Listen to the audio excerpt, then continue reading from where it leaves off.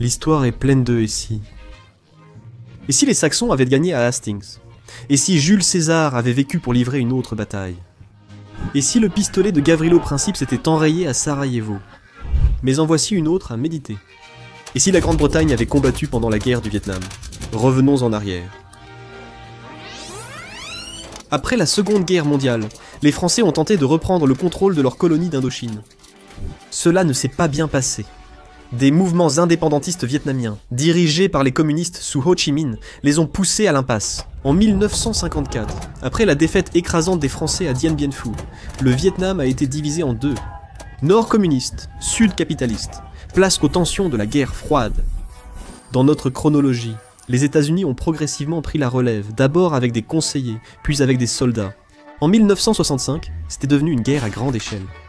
Pendant 8 années brutales, les États-Unis ont déployé des millions de soldats, largué des millions de tonnes de bombes, avant de se retirer en 1973.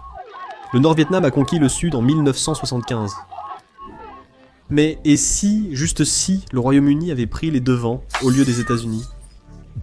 Plantons le décor. Nous sommes en 1965, les États-Unis restent en dehors du conflit. Mais de l'autre côté de l'Atlantique, Downing Street s'inquiète. Le communisme se répand en Asie du Sud-Est comme une traînée de poudre. Le gouvernement britannique décide de ne pas rester les bras croisés, et l'Union Jack flotte sur un nouveau champ de bataille étranger. Croyez-le ou non, il existe un précédent historique à cela. Entre 1948 et 1960, la Grande-Bretagne a mené avec succès une contre-insurrection pendant l'urgence malaise. Là, les forces britanniques et du Commonwealth ont combattu l'armée de libération nationale malaise, un mouvement de guérilla communiste, en utilisant un style de guerre très différent de celui des Américains plus tard, au Vietnam. Plutôt que de saturer la jungle de napalm et de troupes, la Grande-Bretagne a opté pour la précision, le renseignement, des opérations ciblées, et surtout des efforts pour gagner la population civile. C'était davantage un scalpel qu'un marteau-pilon. Commençons par comparer l'échelle. Au Vietnam, les États-Unis ont engagé environ 2,7 millions de soldats pendant la guerre. La Grande-Bretagne, population beaucoup plus petite, armée bien moindre. Pendant l'urgence malaise, environ 40 000 soldats britanniques et du Commonwealth ont été déployés au plus fort du conflit. Le reste des 450 000 membres des forces anticommunistes étaient composés de locaux, de policiers et de milices indigènes. Dans ce Vietnam alternatif, on verrait probablement une coalition similaire. Des soldats réguliers des Britanniques, des troupes australiennes et néo-zélandaises, et bien sûr, les toujours fiables Gurkhas. Les King's African Rifles ne seraient pas de la partie. Ils ont été dissous dans les années 60. Même avec le soutien du Commonwealth, les effectifs n'atteindraient jamais ceux de l'engagement massif américain. Et cela changerait tout. La stratégie américaine reposait largement sur le nombre de morts. Dans une guerre sans ligne de front, le succès se mesurait au nombre de combattants ennemis tués. Cela a mené à une guerre d'usure brutale, avec des frappes aériennes massives et des bombardements d'artillerie détruisant villages et jungles. Les États-Unis ont largué plus de bombes sur le Nord-Vietnam que sur l'Allemagne nazie. Dans certains cas, des escadrons entiers de B-52 étaient envoyés pour détruire une seule position d'armes ennemies.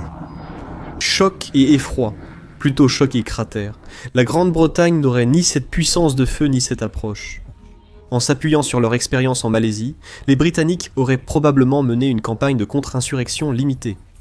Cela impliquerait un accent sur le renseignement, les relations communautaires et des frappes ciblées plutôt qu'une force écrasante.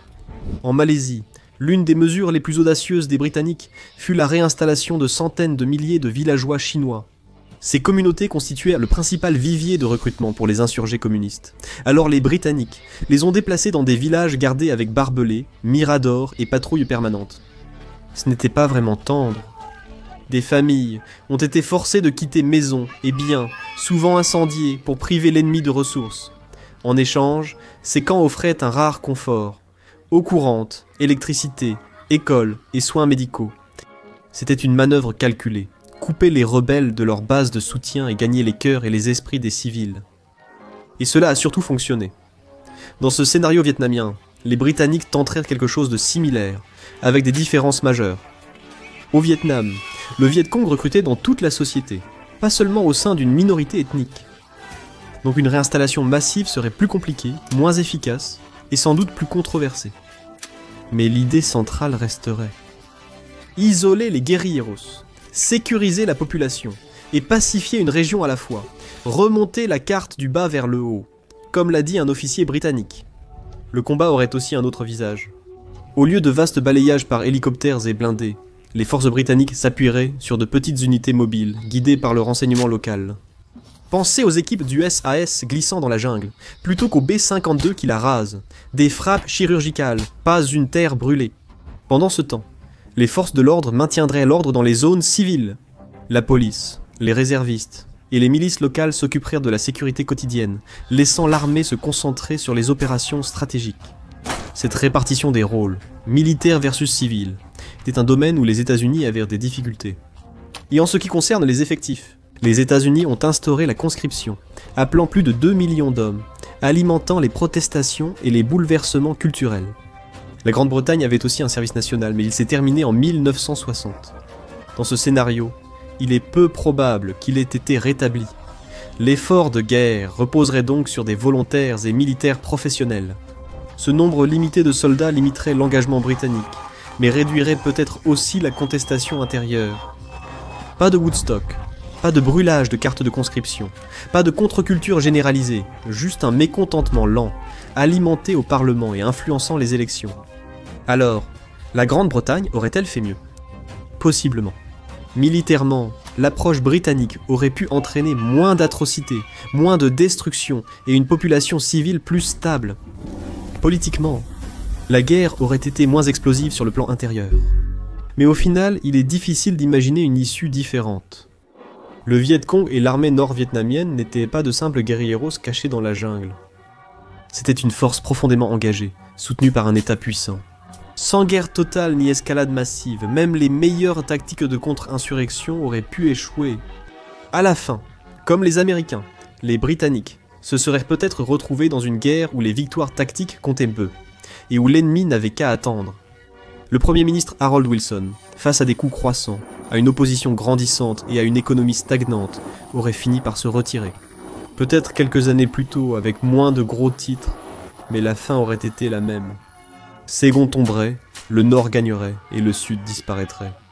La guerre du Vietnam, menée par la Grande-Bretagne, aurait été une guerre plus sobre, plus discrète, mais au même dénouement. Moins de napalm, moins de vacarme, même résultat. Tout cela est bien sûr purement hypothétique. Mais maintenant, c'est à vous de jouer. Comment pensez-vous que les Britanniques auraient géré la guerre du Vietnam? Auraient-ils tenu la ligne, ou se seraient-ils retirés discrètement comme les autres?